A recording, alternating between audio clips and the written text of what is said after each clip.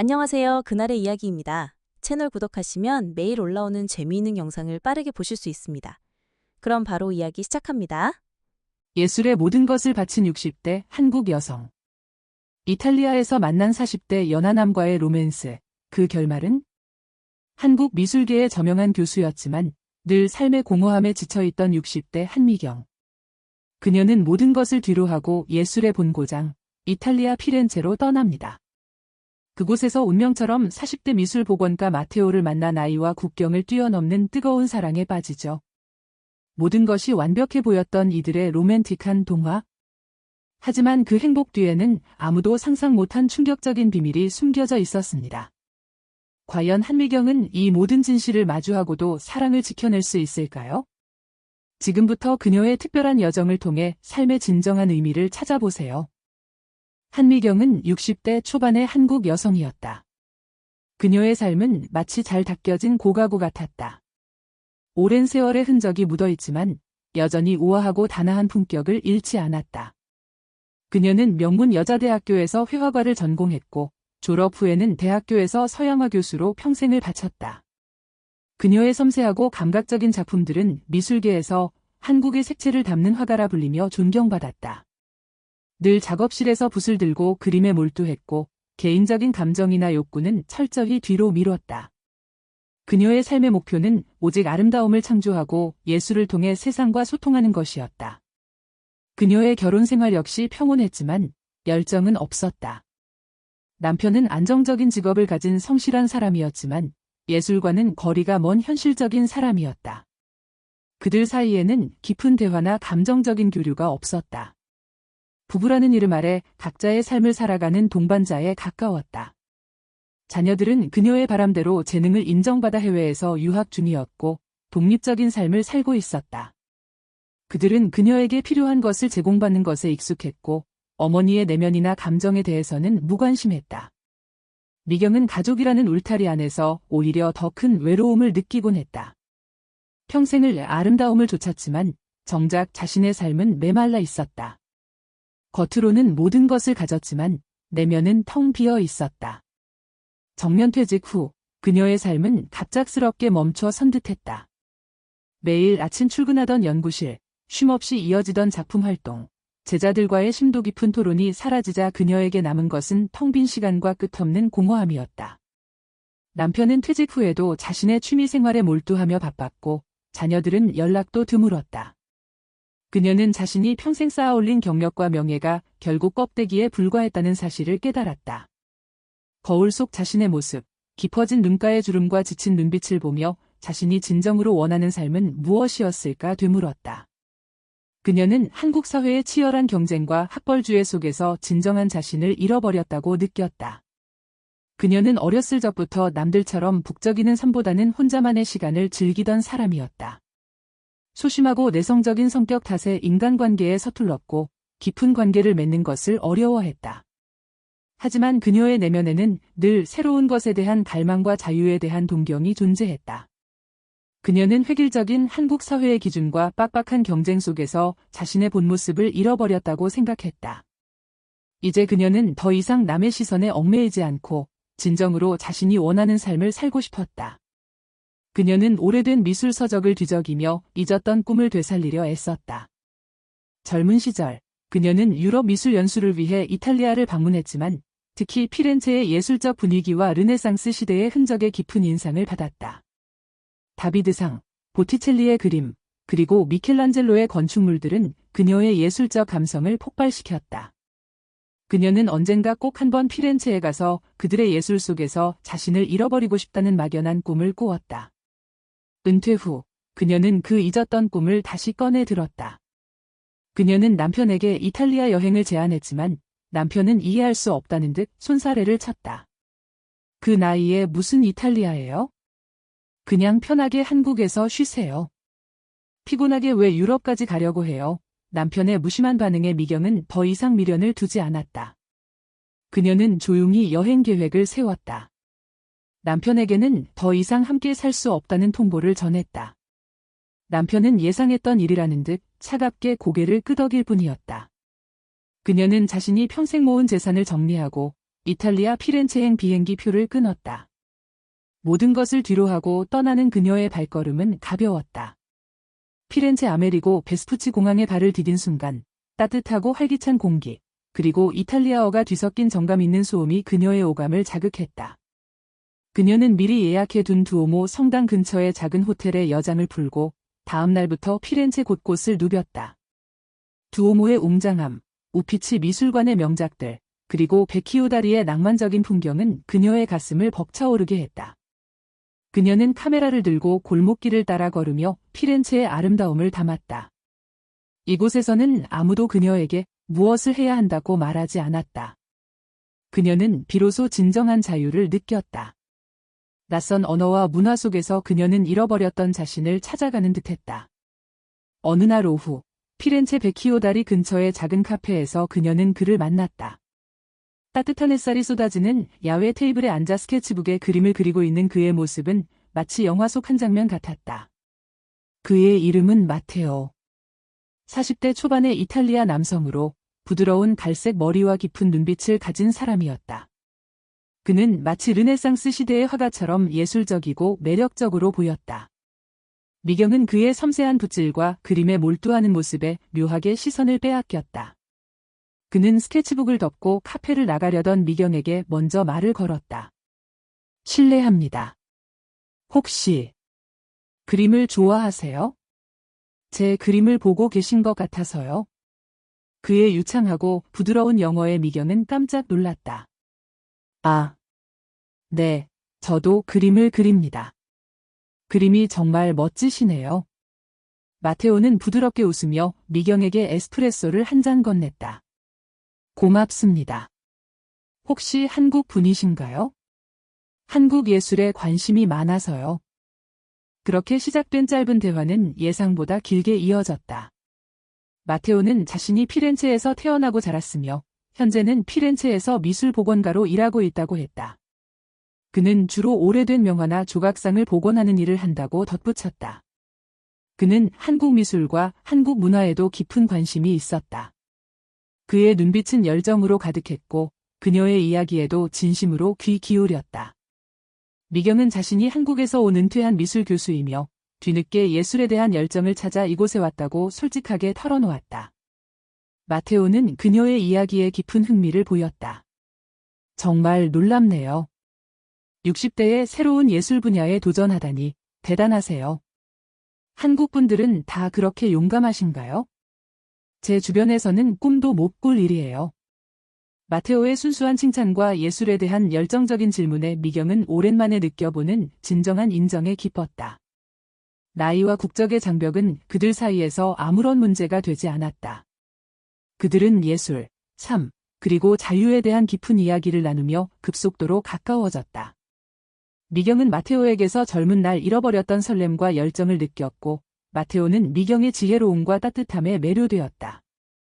그는 그녀의 눈에서 자신과 같은 예술에 대한 순수한 갈망을 발견했다. 그들의 대화는 끝없이 이어졌다. 그녀는 마테오에게서 한 번도 경험해보지 못한 깊은 교감을 느꼈다. 그 후로 미경은 마테오와 자주 만났다. 그들은 함께 피렌체의 작은 미술관들을 방문하고 오래된 성당들을 둘러보며 예술적 영감을 공유했다. 마테오는 미경에게 이탈리아의 열정적인 삶과 예술에 대한 깊은 사랑을 보여주었다. 미경은 그에게 한국의 전통 예술과 자신의 삶의 경험을 이야기해 주었다. 그녀는 마테오와 함께 있을 때 비로소 진정한 자신을 발견하는 듯했다. 가면을 벗고 스스로의 감정에 솔직해지는 법을 배우는 것 같았다. 그는 미경의 차분하고 지적인 모습에 이끌렸고 그녀의 긍정적인 에너지는 그의 닫혔던 마음을 열게 했다. 마테오 역시 미경에게 깊은 끌림을 느꼈다.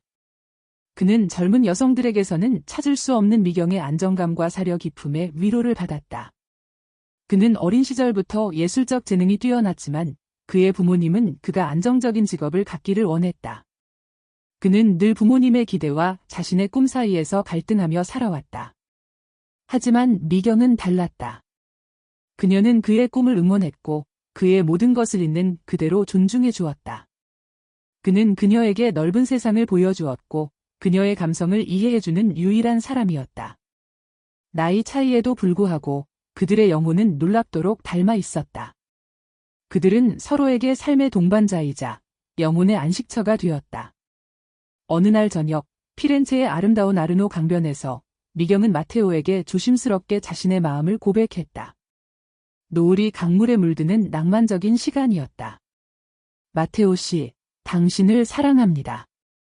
나와 함께 남은 인생을 함께할 수 있을까요? 마테오는 미경의 진심 어린 고백에 놀라움과 함께 눈물을 글썽였다. 그는 그녀의 손을 잡았다.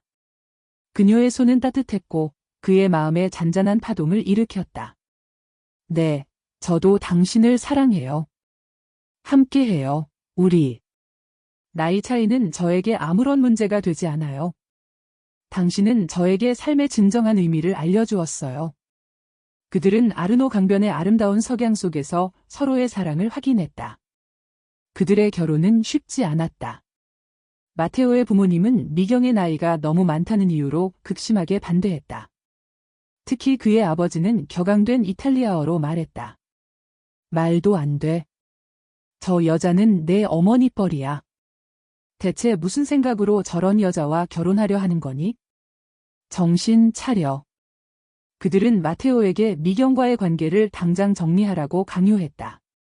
이탈리아 사회는 가족 중심적이고 전통적인 가치관이 강했기에 나이 차이가 많이 나는 결혼에 대한 시선은 여전히 보수적이었다. 특히 여성이 연상인 경우 더욱 그러했다. 하지만 마테오의 의지는 확고했다. 그는 미경과의 사랑이 진실하며 그와 함께라면 어떤 어려움도 이겨낼 수 있다고 믿었다. 미경 역시 마테오를 포기할 수 없었다. 그녀는 마테오의 부모님을 수차례 찾아가 진심을 전했고 자신이 마테오를 행복하게 해줄 수 있다는 확신을 보여주었다. 그녀는 자신의 오랜 경험과 지혜로움을 통해 마테오의 부모님을 설득하려 애썼다. 그의 진정성 있는 태도에 결국 마테오의 부모님은 마지못해 그들의 관계를 인정했다. 한국에 있는 미경의 자녀들은 어머니의 갑작스러운 재혼 소식에 놀랐지만 어머니의 행복을 빌어주었다. 그들은 미경의 삶에 크게 관여하지 않는 편이었다. 그들은 피렌체의 작은 성당에서 소박한 결혼식을 올렸다. 마테오의 예술계 친구들과 미경의 소수 지인들만이 참석한 조촐한 자리였지만 그들의 사랑은 그 어느 때보다 뜨거웠다. 결혼 후 그들은 피렌체 외곽의 아담한 주택을 얻어 새로운 보금자리를 꾸렸다. 미경은 마테오를 위해 한국 음식을 만들고 마테오는 그녀에게 이탈리아의 미식과 활기찬 도시 생활을 소개하며 행복한 신혼을 보냈다. 그녀는 잃어버렸던 청춘을 되찾은 듯 활기 넘쳤고 마테오는 미경의 사랑 속에서 더욱 성숙해졌다.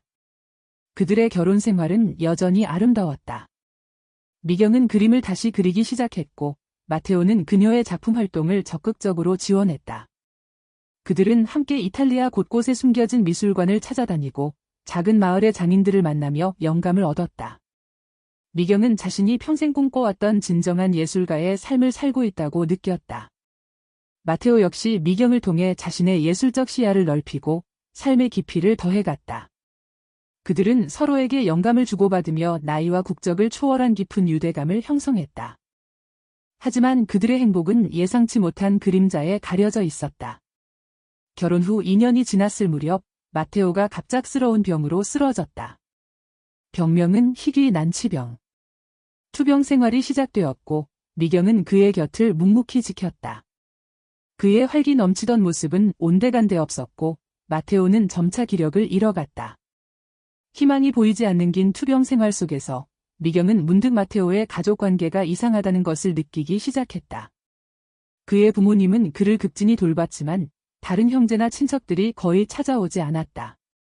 마테오는 종종 혼잣말처럼 가족에게 짐이 되고 싶지 않아 라는 말을 중얼거렸다. 어느 날 밤 마테오가 잠든 사이 미경은 그의 서랍 속에서 오래된 사진 한 장을 발견했다. 사진 속에는 젊은 시절의 마테오와 활짝 웃는 한 여성, 그리고 어린아이 2명이 함께 있었다. 사진 뒷면에는 사랑하는 가족과 함께 잊지 못할 여름이라고 이탈리아어로 쓰여 있었다. 미경은 충격으로 손을 떨었다. 마테오에게 과거 결혼 사실과 자녀가 있다는 것은 전혀 들어본 적이 없는 이야기였다. 그녀의 마음속에 불길한 예감이 엄습했다. 며칠 동안 미경은 마테오에게 진실을 요구할 기회를 엿보았다. 그녀는 그의 불안한 모습에 견딜 수 없었다. 결국 미경은 마테오에게 사진을 내밀며 진실을 요구했다. 마테오는 사진을 보고 얼굴에서 핏기가 가셨다.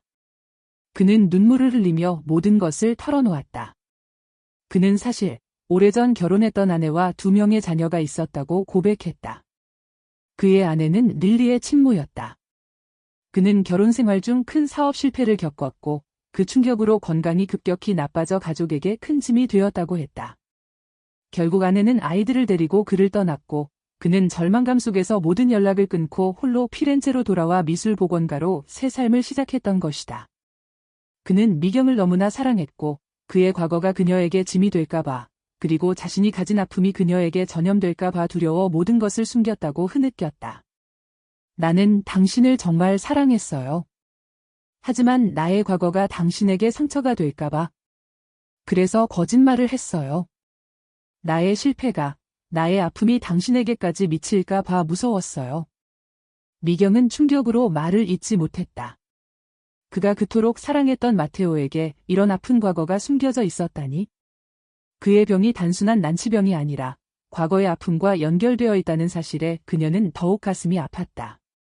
그의 진실된 눈물 속에서 그녀는 마테오의 고통을 이해할 수 있었다. 며칠 밤낮을 잠 못 이루며 고민하던 미경은 결국 침묵을 깼다. 그녀의 얼굴에는 피로와 슬픔이 역력했지만 눈빛만은 단호했다. 그녀는 마테오에게 말했다. 당신이 나를 속인 것은 결코 용서받을 수 없는 일입니다. 하지만 나는 당신을 사랑하고 당신과의 지난 시간을 거짓으로 만들고 싶지 않습니다. 당신의 아픔까지도 내가 감당하고 싶어요. 그는 더 이상 화를 내지 않았다. 그의 목소리에는 깊은 슬픔과 체념이 섞여 있었다. 그녀는 한국에서의 삶에서도 늘 타인의 기대와 시선에 맞춰 자신을 속여왔다. 이제 이 마지막 삶의 여정에서까지 자신을 속인 거짓에 무너지고 싶지 않았다. 마테오의 거짓말은 그녀의 삶에 다시 한번 깊은 그림자를 드리웠지만 그녀는 이 고통마저도 자신이 겪어야 할 운명이라 받아들이기로 했다. 그녀는 마테오가 자신의 삶에 가져다준 진정한 기쁨과 사랑을 외면할 수 없었다. 마테오는 미경의 말에 고개를 떨군 채 흐느꼈다. 그는 미경에게 더 이상 그를 속이지 않을 것이며 진심으로 그녀와 함께 남은 삶을 살아갈 것이라고 맹세했다. 미경은 그의 손을 잡았다. 그녀의 마음속에는 여전히 아픔의 잔재가 남아 있었지만 그녀는 이제 새로운 의미의 가족을 만들어가기로 결심했다. 그들의 관계는 이제 단순히 사랑이라는 이름으로 묶인 것이 아니었다. 그것은 용서와 이해, 그리고 어쩌면 서로에게 필요한 존재가 되어가는 더 복잡한 형태의 관계였다. 미경은 마테오의 손을 잡고 창밖을 바라보았다. 비록 예상치 못한 시련과 마주했지만 그들의 사랑은 그 어떤 시련 앞에서도 흔들리지 않을 만큼 강해져 있었다. 그녀의 노년은 예측할 수 없는 방향으로 흘러갔지만 그녀는 그 안에서 진정한 자신을 찾아가고 있었다. 그녀는 더 이상 껍데기뿐인 성공을 좇지 않았다. 그녀의 삶은 비록 거짓으로 시작되었을지언정 이제는 진정한 사랑과 이해 그리고 용서로 채워지고 있었다. 그녀는 이제 홀로 외로이 걷는 것이 아니라 함께하는 이와 함께 이 삶의 여정을 계속할 것이다. 피렌체의 아르노강은 오늘도 평화롭게 흐르고 있었다. 오늘의 이야기는 여기까지입니다. 구독을 눌러주시면 매일 올라오는 영상들을 더 빠르게 보실 수 있습니다. 영상이 재미있으셨다면 좋아요도 부탁드립니다. 내일 또 뵙겠습니다. 감사합니다.